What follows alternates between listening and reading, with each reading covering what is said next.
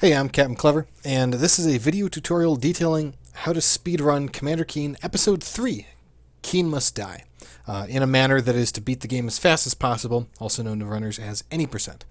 This game is incredibly short. It's the fastest in the series. It might be one of the fastest games that is ever done as a speedrun that is entirely glitchless and isn't just kind of a joke. It clocks in at under 2 minutes, and it has quite a bit of resets as a result of things that you can't control, but there's also a lot of skill that goes into it, and everything has to go right even when you get that good luck. So it's a combination of really hard stuff. Fortunately, it's a very short run, so if you do plan on doing it, just be in for the long haul, but realize that the long haul isn't quite as long as you may think. Anyway, this game has to be purchased. It can't be downloaded for free, not like Keen 1 or anything. You can get it from 3D Realms. You can get it from Steam in the Keen 1 through 5 package. We play this in DOSBox version 0.71. Cycle set to max. You know the drill. Everything else doesn't really matter too much, just making sure to minimize those loading times. So I believe this is version 1.31. I'm not precisely sure, but if you get the version from 3D Realms or Steam, you're perfectly fine. And honestly, I've looked through the version notes. There really isn't a difference between the games significant enough to really matter. There's a couple levels that are unbeatable, but we don't even go to those, so it's no big deal.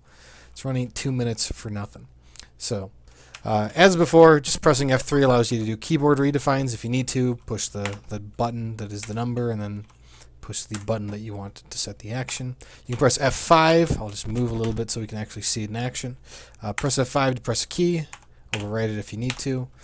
In order to reload to that exact position, just press the same button again, and you're good to go. So, this can only be used on the overworld, just noting that. So, in this game, our objective is to find the Grand Intellect. And if you know exactly where you're going, it's really easy to find them. So, this game contains teleporters. Unlike in Keen 1, you can actually hold your button down, and perhaps I should start by showing the buttons. So if you just hold down one of your action keys, you will continuously move, unlike in, say, Keen 1, where there was that one teleporter. It also means that when you leave a teleporter, you have to make sure you're not holding the button so you don't accidentally go back into it. This is also a level. Make sure you don't accidentally press I can show it. It's like going into a level, so that's no good. You want to make sure that you push the button after you pass over that area, and then head over. This is the area that we want to go to. Some levels block, some other levels don't. Mostly the levels that are big block. So this is the first level, and this is the level where most runs will go to die, and fortunately, most runs will go to die near the beginning of this level. So the reset heavy stuff, the heaviest of the resets, all come from this one area right here. This section contains, if you don't include this Vortican, because you can usually get past him, and if you don't, it's probably a reset because it wasn't fast enough anyway. But this section contains 3 Vorticans and what I call a Vortimom, formerly known as a Vortican woman.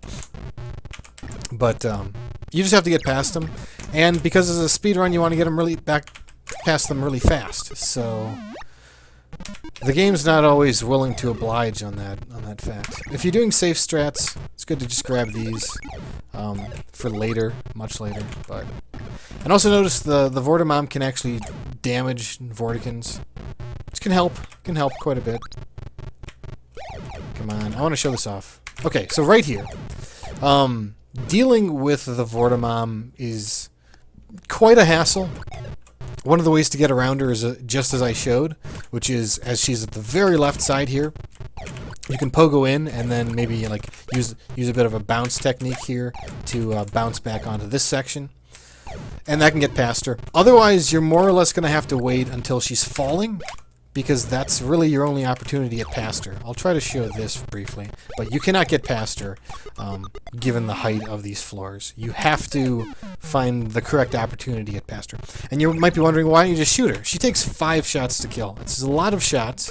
It would pretty much waste all of your shots that you might need for some of these Vorticans. So that's an example of dealing with her by jumping up as she falls down. Because otherwise, you got nothing, man. You got nothing. Was that a game over? No. Almost. But the idea here is to go just really fast. Sometimes you can get past him, like so. What I just performed right there, good example of a just going to shoot here. But what I performed just there is a good example of a special optimization that you can try, because in this becomes so reset heavy that you usually just try to full on go as fast as you can, and as a result you just assume that enemies won't kill you, and if they kill you, you wasted 10 seconds. Oh no, it's not too bad for a 2-minute run. So but a trick I learned is that you can do a bounce here kind of close to the wall and then shoot as you're approaching. If you try to do the shot too early, like so, as you're shooting you lose all your momentum. So you have to make sure that you're close enough to the block before you do the shot, or when you've gained enough momentum, that sort of thing. But you just go ahead and do a bending shot, and then you do your actual shot. And if you can make it a slide shot, all the better. It saves a little bit of time. But the general rule of thumb in dealing with this section is to, ideally you want the Vorta Mom to just stay up here until you get around here and then wait for her to fall down. If she does fall down, hopefully she only fell down recently and you can kind of pogo your way just barely into from the right side up top and onto the next floor.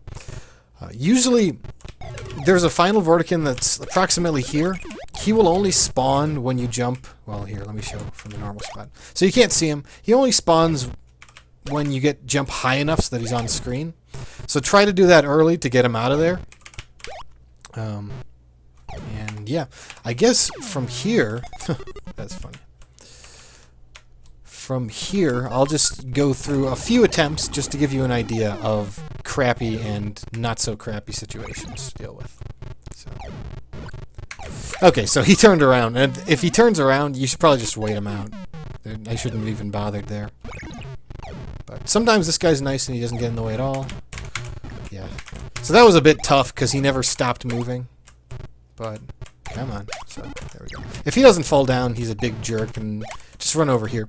It isn't optimal to grab these, but if you have to shoot at any point, you will not have enough ammo to finish the game, so you'll have to grab these anyway. So I would always grab these. Because also if you do an accidental misfire or something, you shoot and oh no, I missed a shot, you'll run out of shots at that point. And that's no good either. So, let's just do this a couple more times. Just, honestly, if you decide to run this game, you will learn this all on your own, and you'll learn to do special stuff. I have certain strats that I learned. So we got him spawned, which is good. Okay. And also note that the Vortamom only shoots in the direction opposite she's walking, and then she'll turn around at that point. So, if, for instance, if she's up here and she's heading this way, she'll attack you, bam. But if she's coming this way, she's going to shoot in this direction, which means that if she's way on the right side and approaching, you're a lot safer than if she's in the middle and she's going this way. So, just to give you a heads up. But of course, if you're going as fast as possible, sometimes this doesn't even matter. So as you know, for these runs, timer starts as soon as Keen starts moving. A good time to get to the very top of what I call the apartment complex is it's in the 15-16 second range. If you want to get under 2 minutes, you can get out of here like 20 seconds if you wanted to. But if you want to go for really good times, my current best time is actually a 1:51. If you want to go for super good times, you want to get out of here, I would say 17 or 18. If you want to get a super duper run, you have to really hope that things go in your favor. But getting like right to this point at about 15-16 seconds is roughly as good as you'll get without going for super task-like strats where you don't shoot anything and pray that everything's out of your way. But if you watch the tool-assisted speedrun and you play this long enough, you will realize how ridiculously lucky that kind of setup is. So anyway, I just want to note that. Honestly, 20 seconds, even going into the lower 20s to get out of here, you can still probably pull off a 2-minute run if everything else goes well. But of course, there is a bit of luck on that side too. So let's continue on with the run, because I've already spent so much time discussing that. So from here, we'll jump straight out, and we'll want to jump right at the edge of this block, because we want to fall here. We don't want to end up hitting a block and then losing our momentum to have to fall again. Holy crap. So from here, we run to the right, and we want to go up. It looks like we need a key, but we don't. We can actually just go up this tower, and it leads us out. So that's good. What you want to do here is probably just a bending pogo, where you hit the wall and you cancel your momentum. I was talking about it earlier, but whatever. From here, you want to pogo up and stuff. To be safer, because it's pretty hard to deal with the momentum on this first jump because there's no wall, I like to do a normal jump for these and then continue with pogos on the rest. But if you can figure out a good way to deal with the pogo on that first jump up these, by all means. So from here, we actually have to pogo because we want to land on this cloud that we can land on because clouds are solid. If you just fall, you'll barely miss it, and that'll mess you up a little bit because, well, I'll show it in a moment, but from here, we'll want to make a jump such that we go past the cloud. But okay, so if we fell and we didn't reach the first cloud, we'd end up right around here or maybe here, and this requires us to do an extra jump, and we don't really have the momentum we had, and that just costs us some time, so that's no good. You'll never have to worry about those guys if you're doing things right, but we have Vortican youth in this game like we did in Keen 2, so just FYI. This next section, we're going to want to jump as close to the block without canceling or without messing up our momentum, as close to the block as possible. So I'll try to do that because the enemy on the other side is a meep, and this guy, I'm just going to shoot him, but he shoots sonic blasts. Those things go through walls. The problem with this particular enemy, in where he is, if he shoots twice in a row, unless you are precisely at the very edge of this block, before you actually hit it and lose all your momentum like so, because you don't want to do this, that just costs time. But you want to be at the very edge of it, and if you're not, this guy can shoot twice in a row, and on the second shot, he'll actually kill you. But if you're at the very edge, you'll actually clip slightly into him, and technically it would save a frame or something, but mostly we care about survival. So, and with all the luck at the beginning of this run, it'd be a real shame to die to this guy, it really would.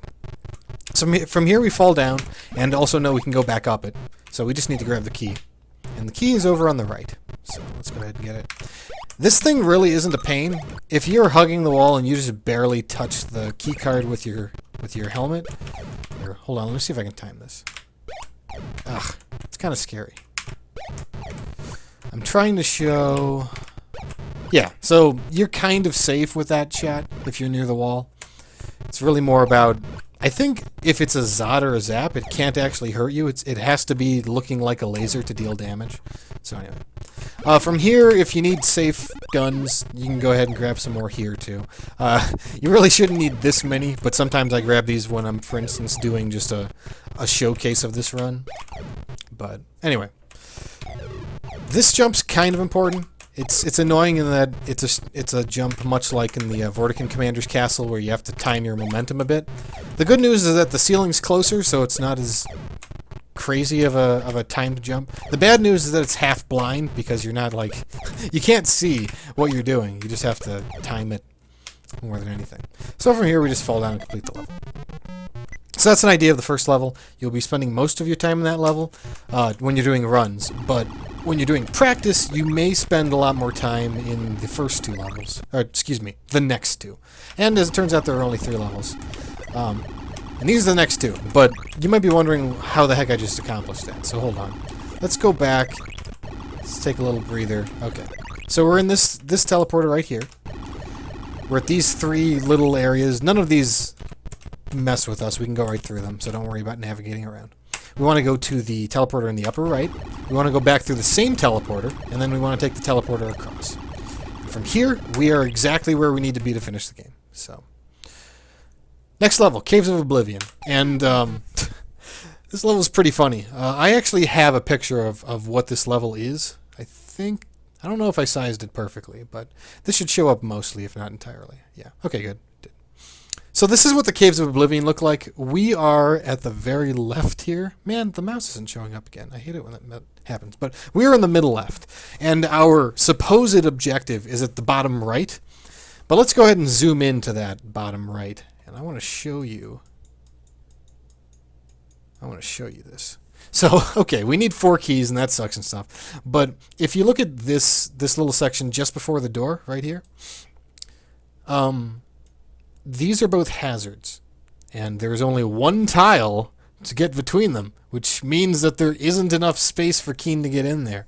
I'll be honest, I've never actually tried to complete this level normally because, I mean, okay, fine, I've tried. I've never gotten all the way through it because I just haven't had the patience, because I also know that it's supposed to be impossible. I don't know, maybe there's some invisible blocks somewhere, but we're not taking that exit. We're clearly not taking that exit because I just said that it's probably impossible. So what exit do I take? We take the exit way over here instead. And what does that require us to do? It requires us to go over the Caves of Oblivion, which is pretty nice. It means we get to skip all of it. So how do we do that? Well, the sign says go up. So like the Keen 2 go up sign, and there's in fact a go up sign in Keen 1. We have to go up. So we go up and try to optimize these jumps, blah, blah, blah. So we start with, what is it? Let's count these. So 1, first jump, 2, 3, 4, 5. From here, we're going to, instead of jumping up single width areas, we're going to jump up doubles. So 1, and this is actually a triple, so 2. Now, we can't actually, from here, get where we need to go. We barely can't reach that. But what's that? Oh man, it's a cloud. I wonder if it's solid. Oh, it's solid. Nice. So we jump up here and try to be neutralizing your momentum so that you just barely land on the edge, because then we want to jump up here and go fast. So you want to jump on this, jump up 3 vertical, and yeah, that's why it's important to have the momentum here so you can land this guy. And now we want to land on this strip. And if you're doing things correctly, this landing on this strip will become natural. But this point, we want to jump so that we're almost touching, we're almost hitting this block, but we're not quite. And if we do it correctly, we land on this. And if we continue moving on, just holding right the whole time, we will make this jump straight up. Sometimes you can be a little too close, in which case you will bonk here. It's not easy to... Okay, so here we want to just adjust. And if you notice, I just kind of did like a left-right, and I did that very near the end of it. You barely lose any time that way. You can, in fact, adjust your momentum as you are in the phase where you're waiting for Keen to like re-jump. So that's pretty cool. But that's also really hard to time. So just make sure you get it. But otherwise, make sure that you're correctly getting into this location. So. And then from here we fall. And we're going to fall a lot. When we know we're close to the end, and we actually have to do something at the end. We know we're close at the end when we arrive at this location right here, where we fall 2 spaces instead of 1, which is the standard for all of this section. So let's go ahead and fall. So you can let your mind wander a bit, blah blah blah, and as soon as you come to this, you know it's time to wake up because you have to deal with this section. So ideally, we want to fall such that we fall past this tile. Fall past this tile so that we don't like hit it at all. Then we have to cancel our momentum in the right direction. And instead of falling on this square, we actually want to fall onto the door right over here. So this is not that easy to do, but it's important because you can lose, like a half second or something. Then it would be really annoying to lose a half second like that in a 2-minute run. So. Definitely something worth practicing. Alright. So now we're at the final level. Final level. This one is the dooziest. It involves some unfortunate randomness that we have to just accept because you gotta go fast, right? And if you get messed up by any of the randomness in this level, you can lose significant quantities of time. So this is the final level. Mortimer McMeyer's Mangling Machine. This thing is really nasty. In order to win this level, we have to attack these purple things, which I just call power cores. We have to knock all of them out, and when we do so, the arms will be gone, and it leaves the heart exposed. And then we can shoot the heart, and that will trigger the ending of the game. So, you notice there's like a cutscene here? We don't have to wait for it. All we have to do is press space, and it'll skip all of it. And if we press space, that's fine, but if we hold space for too long, we accidentally bring up the status bar, and that sucks. So try not to let that happen. It's a small time loss usually, but every little bit counts. So I usually just hold space going into the level, and as soon as the music, the dun-dun-dun music finishes, I'll release. you'll get used to a timing. But anyway. So this level. This level contains meeps. Contains these guys that shoot through the walls, and they shoot through the mangling machine, and it's really annoying. So our first 2 shots are easy. I usually just jump onto this arm, shoot. We're going to have to do jump shots in this game. We have to do some really nasty jump shots in this game. So when I said that you're probably going to practice the last 2 levels more than the first one, this level is what you're going to practice mostly. So this laser won't get in the way, by the way, if you're going fast, so whatever. So this next power core is kind of rough because you can't shoot through the arm. You can't shoot through the hands. You have to hit it while the hands are raised. Also note that the meep shot will intercept your attack.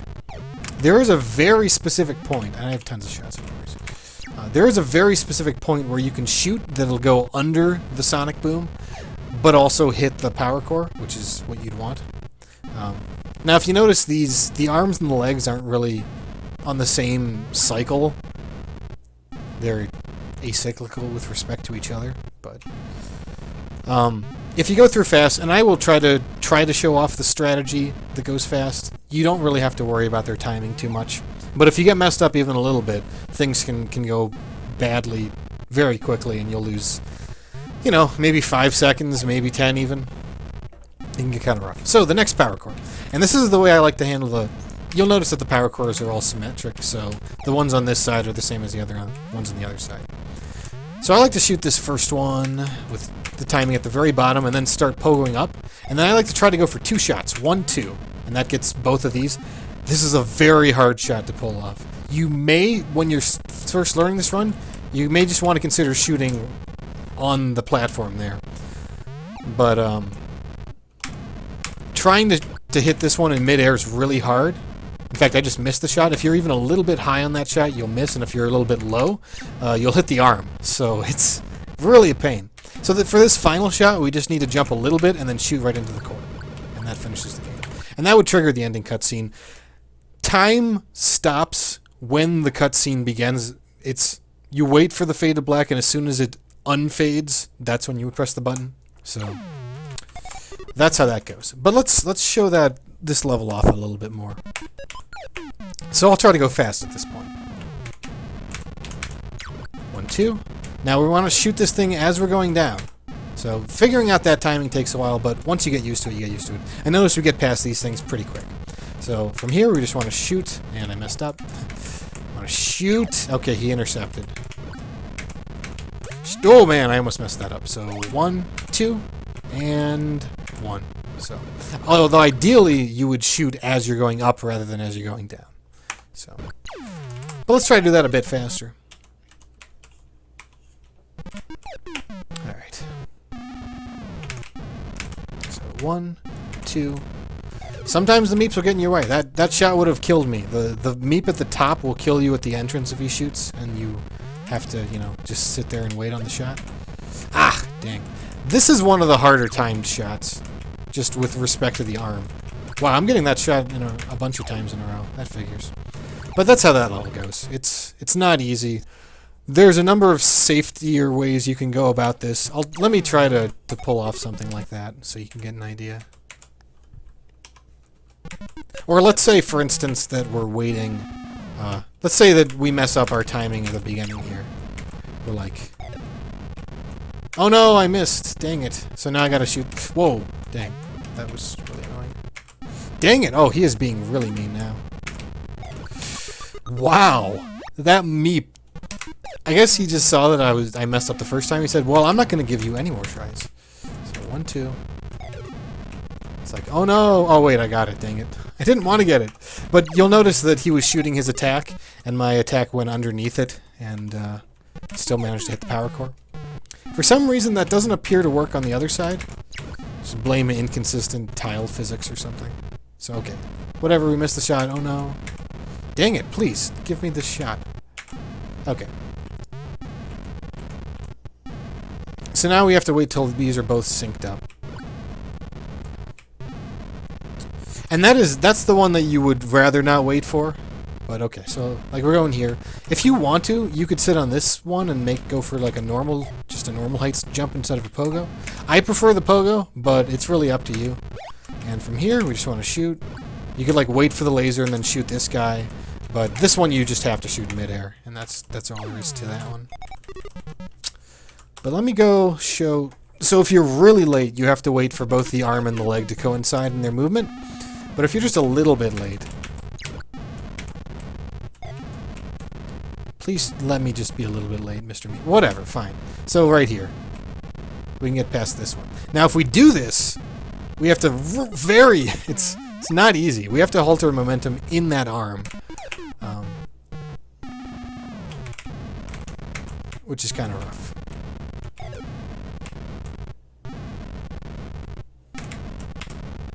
Okay, so we go up here. We were a cycle late, and from here we have to just. Ah, man, it's not easy. I haven't had to do it in a while, and I mean it's slower, so I haven't practiced it, so it's kind of rough. But you can get in there. You can fit in between the arm. Oh no, I messed it up. Okay, so cycle late, and right here, come on. Okay, so we're safe now, and then we can continue on. Dang it. There we go. And if you saw the laser shoot, holy crap, these sonic booms. Okay, and then we can finish up. Okay, so that's the run. Dang it. Well, I guess I'll let this play. But you get an idea now of how this run goes. And now we're getting close to 30 minutes. I just want to, in fact, I am going to cancel out of DOSBox because I don't want to go through that. That takes like over a minute. So let's just go straight up. Sorry that this looks funny. Okay. Just want to get right back into it. Okay. So, let's bring out the timer. And I noticed in Keen 2 that it was sometimes hard to read, and in this game everything's cyan, which doesn't work well with green, so I made it a little more easier to read. So, timer starts when we move, so let's go. And don't expect this to be a good time. There's a good chance that I'll die a couple times. So, I'm not even going to go for YOLO strats on this area. Well, I would like to spawn this guy. There we go. Okay. And she very nicely took care of that Vortigan for us. So we're 21 seconds out of there. You could still get a sub 2 with that kind of time. But you are going to have to play the rest of the run well. So. Alright, so we make our jumps there. Just doing your best to optimize everything right before. Ah, man, so we messed that up. That's unfortunate. And really, if you're not worried about the meep, you could go not care anyway. But sometimes he'll shoot twice in a row, and if you have really good luck, it's super annoying if he's going to be being mean. So getting out of this level, I mean, for a really good run, you'd be looking at around 50 seconds, actually. So, at least I think. Man, I don't even know. It's the low 50s for sure. So we just go straight up, past 2, past 3, up to the cloud. And just before you hit the block, I think I missed it. Yep. So the backup is what I just basically did. So I think it's almost minimum pogos for those. I don't really keep the backups in mind. I just do them. But the fall here, that's not easy. I clipped the beginning bit, so I lost like a fifth of a second or something. Okay, mangling machine time. Oh, this guy's being mean. Yep, I didn't get it off, so I gotta do the late cycle. Dang it! It's a good thing I practiced it at all just now. Okay. Oh, I almost got that. Alright. 1, 2, and 1. 1. There we go. Alright, so that worked out pretty well. Lucky me. And bam, that would be the time. So 207.